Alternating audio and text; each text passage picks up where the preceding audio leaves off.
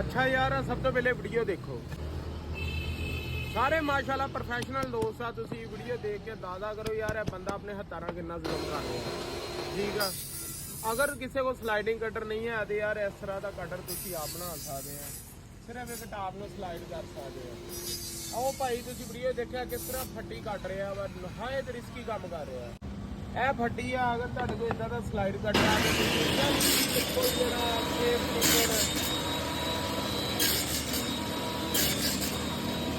ਸਾਰੇ ਕੰਮ ਆਪਣੀ ਜਗ੍ਹਾ। ਸਭ ਤੋਂ ਪਹਿਲੇ ਸੇਫਟੀ ਫਸਟ ਆ ਯਾਰ, ਹੱਥਾਂ ਦੀ ਕੇਅਰ ਕਰੋ, ਔਜ਼ਾਰ ਵੀ ਤਰੀਕੇ ਨਾਲ ਇਸਤੇਮਾਲ ਕਰੋ ਤੇ ਬਾਕੀ ਜਿਹੜਾ ਕੰਮ ਆ ਸਭ ਤੋਂ ਪਹਿਲੇ ਸੇਫਟੀ ਹੈ।